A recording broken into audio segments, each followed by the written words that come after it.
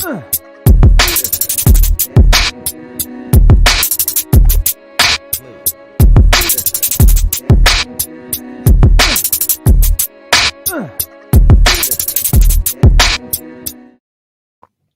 going on, everybody? Welcome back. It's the Buckeye Remix, Week 1. We did our season preview last week, but this is Week 1, celebration week. I know it's been a few days. We played the odd Thursday night game, but I'm still here for you on Sunday morning, as always. I can't wait. I'm excited about the season.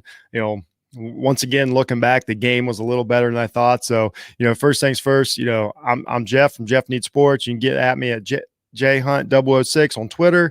Follow all of my work and all of my partners' works on offtheballnetwork.com. And here we go. Just like last year, we're going to buzz through this. I look at this as an analyst, but I also let myself look at it as a fan. I love this show. I'm so excited to be back. I can't tell you guys how much fun this is. So here we go. The overview. OSU beats Minnesota 45-31 on Thursday night at Minnesota. New 19-year-old starting quarterback CJ Stroud at the helm, coming off of a great, weird, but / great 2020 season that we just had, going to the national championship game and all. So went down like this. We all know it started rough, but Ohio State has 495 yards of offense. Not bad. 294 passing, 201 rushing. Here's the big thing, 10.3 yards per play.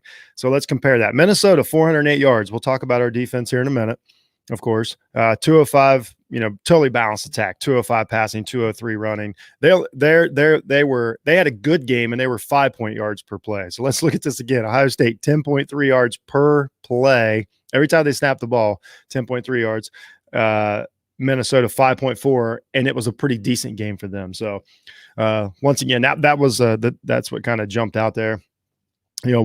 Stroud, we spoke about it. Redshirt freshman quarterback, 294 yards passing. Really got together in the second half. 4 touchdown passes, 1 big mistake. We'll get to that here in a minute. So that's the overview. Once again, a lot of yards. Gave up more yards than anybody's comfortable with. Got out of a kind of a nasty weather game. I think it's important to talk about a little rainy, a little chilly, especially for August, early September. Sorry, not perfect conditions for a 19-year-old quarterback or the team, so to speak. But they got through it. Got a 14-point win. Got a conference win, which is huge. And then I think on Thursday night, everybody was, everybody was overreacting, panicking a little bit. Across the country, because Ohio State was the only, what we want to say, national title contender that had played. I think after Saturday night, we can all look at it and say, okay, I think that game aged better than we thought it would. So I think overall we're happy where we're at.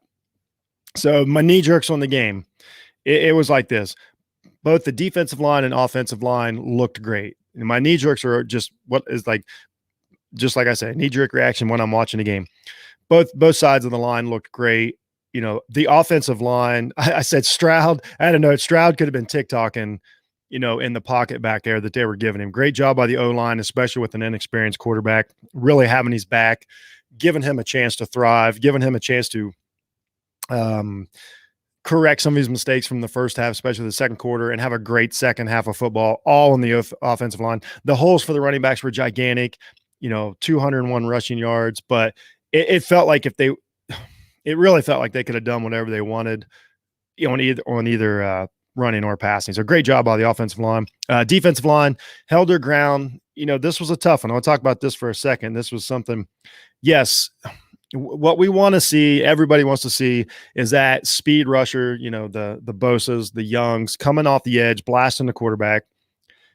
It's going to look different when you're playing a team like Minnesota, who's basically throwing 7 offensive linemen out there. These defensive linemen, the snap of the ball, I said, on Jay Stevens' show earlier this week on Locked On Buckeyes, they're in a Greco-Roman wrestling matches every time the ball is snapped, fighting these mammoth offensive linemen. I thought the defensive line really held their own. They, most importantly, in this game, they gave the inexperienced linebackers and safeties a chance to run around and make some plays. They didn't make all those plays, but they did give them the chance. They kept the heat off of them. And if nothing else, they came up with a touchdown. Great job by the D-line. Wide receivers were as advertised. They're great. They're I won't say they're unguardable, but they're really, really, really tough to guard. They didn't panic when things were, obviously they're at a higher level than their quarterback right now, but they didn't show it. They really stuck by his side. They kept running the routes, and he rewarded them for that. Olave and Wilson both had huge plays. Jackson Smith and Jigba is almost, to me, he's almost unguardable in the slot. So really happy with what we saw of the wide receivers, and that's what we expected to see. Knee jerk. Obviously, the defense still needs work. Giving up a ton of yards, making too many, mistakes, too many hope plays, especially the defensive backs. They're hoping that they don't get the pass interference. They're hoping they get a piece of the ball, but they did fight. They did compete. I think there was signs of hope, but obviously they've got a lot of work to do with Oregon coming up, especially with what I saw at Oregon's quarterback. He's a guy that can make things happen on his own. You get out of position against them, I think, that's a guy that could punish you. We'll see. And basically we won that game because of recruiting. If you really watch the game, like it's pretty even. But when R1s, when they get a crack or they get a hole, they exploit it. Mayan Williams, for instance, that's who we're calling our bowling ball running back, and he outruns the whole Minnesota defense on a long touchdown run. Once again, the receivers, good passes by Stroud, but then when Olave catches a pass like that, like on his second touchdown, making guys miss, not even getting touched going the end zone, accelerating. Wilson, again, you can't unguardable. So I just had this. That game was won on the recruiting trail. Sometimes you just have better players. Minnesota played the game they wanted to play, and they lost by 14. That's what I tell everyone. Really happy with the young guys and the talent showing up. So here we go. We'll get on to offense, the offensive side of the ball. It was good. I already gave them praise enough, but I can't say enough about how great the O-line was. The pass blocking and run blocking was absolutely terrific, and it was huge. Stroud didn't have to take big hits. The running backs could put their foot in the ground and go, which is giant. If you give them that hole with these guys, and they can plant and get upfield, that's a problem. I mean, they're accidentally getting 7 yards a carry. Really, really huge, really great job by the offensive line. 10 yards per play, I talked about it. That's ridiculous. 10 yards of play is ridiculous. Like when you look at the stats, the time of possession, of course, Ohio State's going to be down the time of possession because, in all honesty, their guys get the ball and they just go. They get chunks. I don't know what else to say about it. Like, what are they supposed to run out of bounds to drag these games out? Of course, they're not going to. So when you're getting 70-yard touchdowns, 50-yard touchdowns, things like that, it's going to speed the game up, and that's always going to put pressure on your defense. It's always going to make your defensive numbers look worse, to be honest with you. To compare it, I'm sure most of you watched the Clemson-Georgia game. Defensive numbers are going to look way better when the other team is not doing, when your offense and the other team's offense aren't doing anything. So, like, when Ohio State scores, 6 touchdowns, well, the other team's good. That's 6 possessions for the other team that they're guaranteed, plus the kickoff. So now they get 7 possessions. So if they get 40 yards of possession, they're up to 280 for total yards, and they cannot even score. So it's just part of having a high octane offense. I compared a lot to what Oregon did in the late 90s, early 2000s, mid 2000s, as to where when you score so fast, the other team is going to get the ball. Your defense is not going to get the rest. And that's why I was really happy with the defensive line. They were pumped still at the end of the game. Great job by them. So anyway, offense just looked great. Stroud, honestly, for watching it, he played an absolute terrible second half. He seemed to get rattled. He looked, and this is all fine, but I'm just, as an observation, like, he did look like it was getting to him. They couldn't get to halftime quick enough. The one huge mistake on the interception was if he makes that throw, Olave, from what we saw later in the game, Olave is going to get 30 or 40. He might score. And that's the truth, if he can just get it in these guys' hands. But he did. So it was a tough second half. They fought through it. even I was like, a lot of other armchair quarterbacks, head coaches. I was like, Matt, pull the kid out, give him a break, put somebody else in. Like maybe no, credit to Ryan Day, credit to the staff. They got to halftime. They obviously had a discussion. They obviously did some actual coaching at halftime. Stroud comes out in the second half and looks like what we would think that a highly rated quarterback for one of the best teams in the country should look. Had a great second half.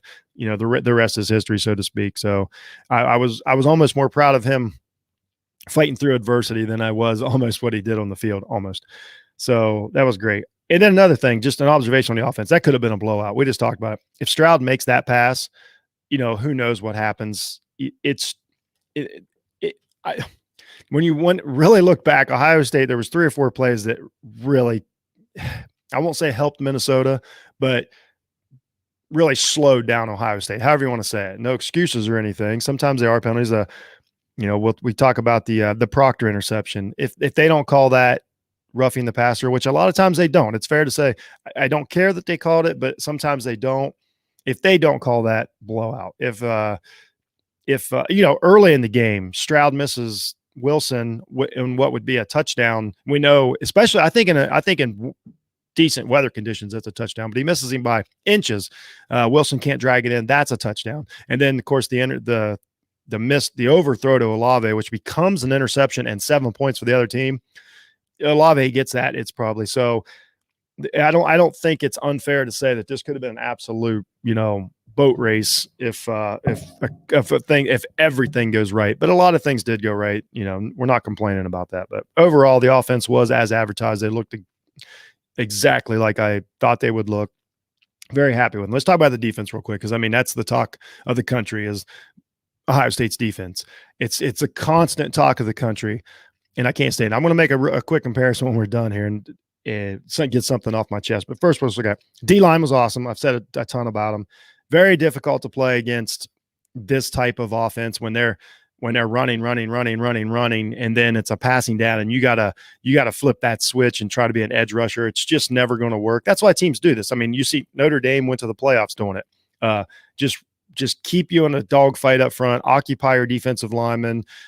Minnesota really, how we want to say, crafty with their blocking techniques and stuff. That's fine. I know they're not going to call them all when you've got that dog pile up there, you're not going to get the jersey pulls and stuff like you do when an offense is spread out. I understand that. But the truth is, if you go back and watch the footage, there was a lot of, I put it this way, Minnesota finished a lot of blocks. Let's just say that. There was a lot of our defensive linemen laying down, especially when you see a defensive lineman laying on top of the offensive lineman. You kind of know how that happens, but it is what it is. Defensive line did not give up. And when they got the opportunity, Harrison comes in, strip sack. Garrett catches it like a tight end and outruns the Minnesota offense. Just both of those guys just enforced their NFL draft stock at that moment. Great play. And it was 7 points that was dearly needed at the point. So great job by the defensive line.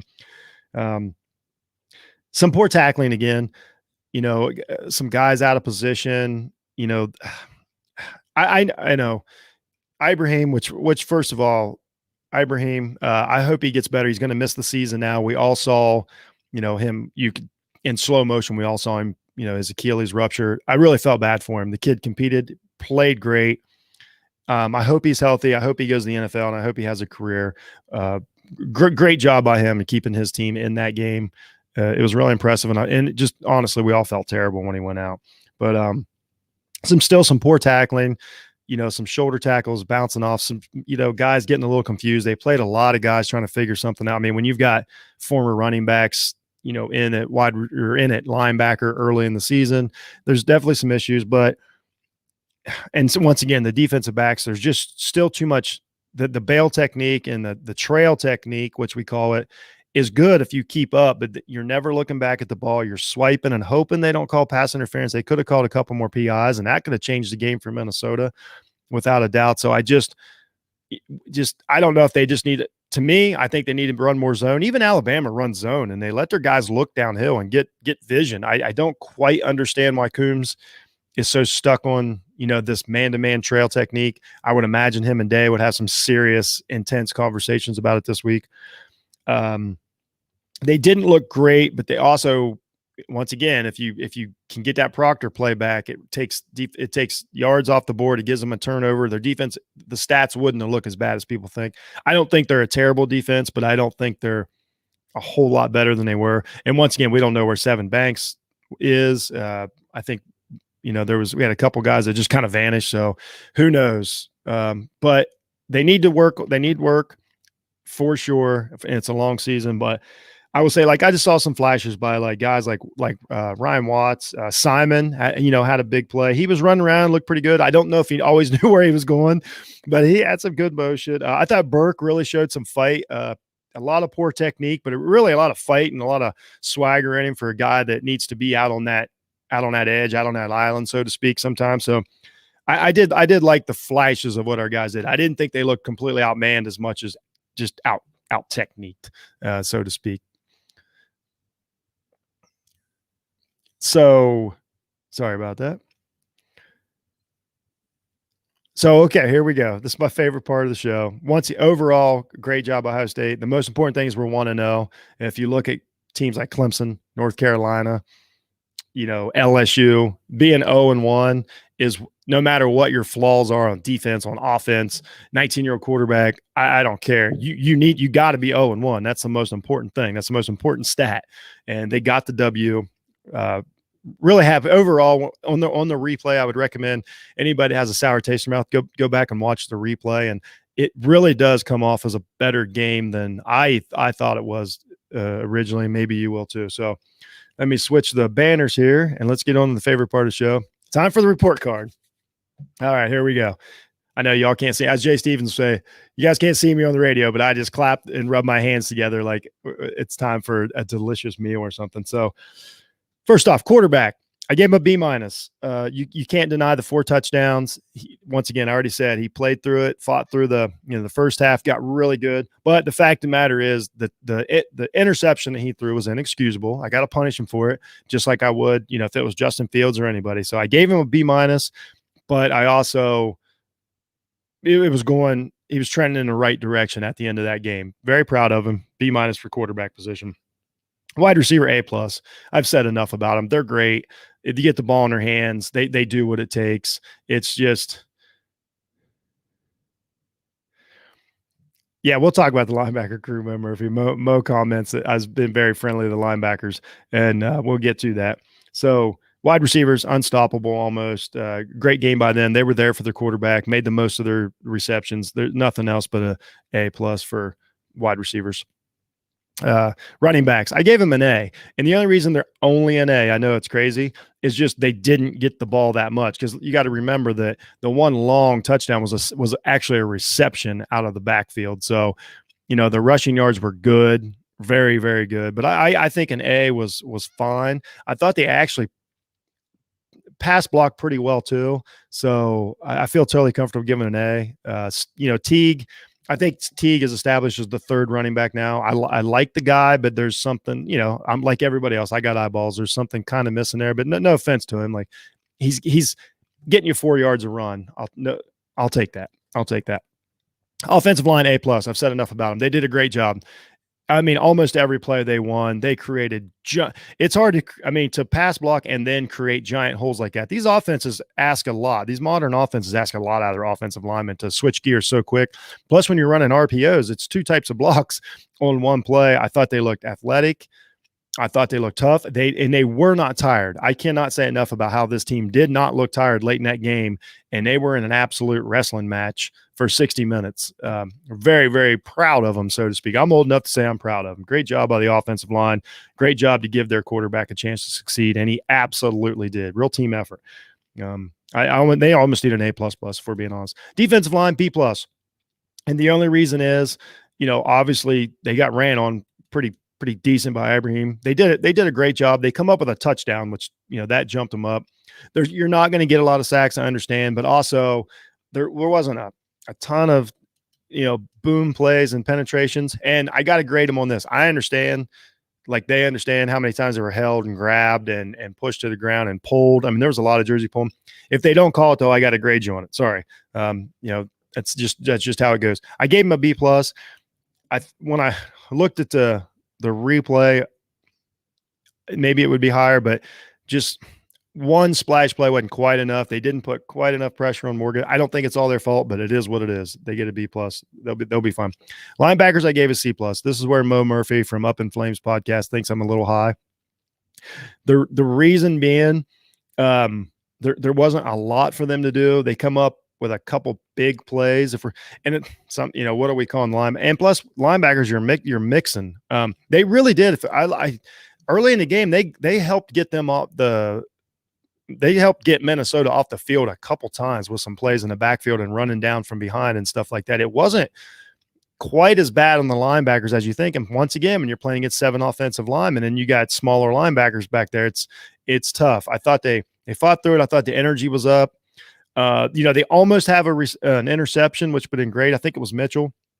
If he gets that interception, we're having a different discussion. So basically they're getting – they probably deserve a C minus, but they're getting a C plus for effort and athleticism and just not quitting. Once again, I can't say enough. They didn't quit. I think they took one play off, the whole game.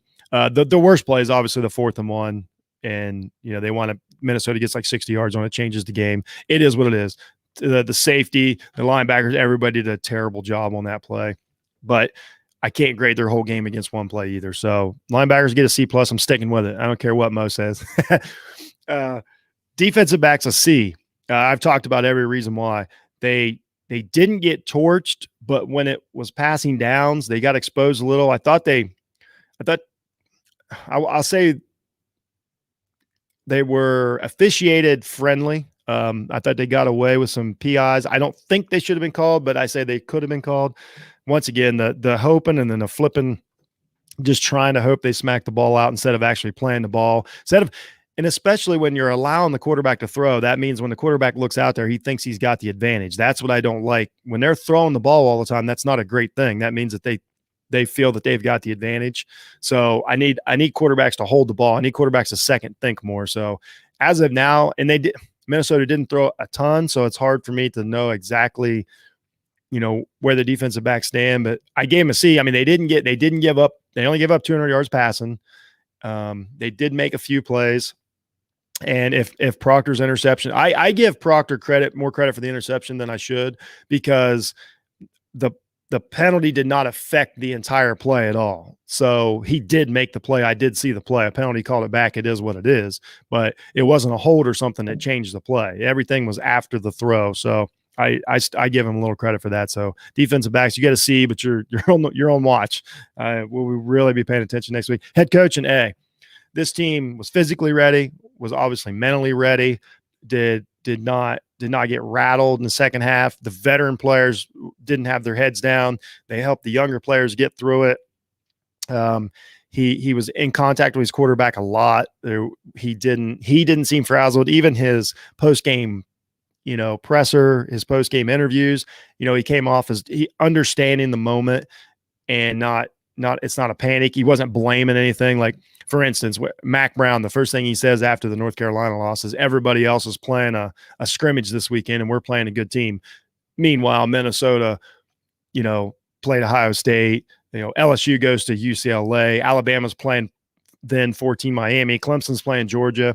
So he didn't take the route as a coach, trying to displace blame. He took responsibility for the game. And I just thought this team looked really, really, really prepared for the moment. And that's what a head coach is supposed to do. I give him no terrible timeout calls. Really probably one of Ryan Day's best start to finish coaching games in his short career at Ohio State. Really, really happy for him. Great job. Overall, great job by the team.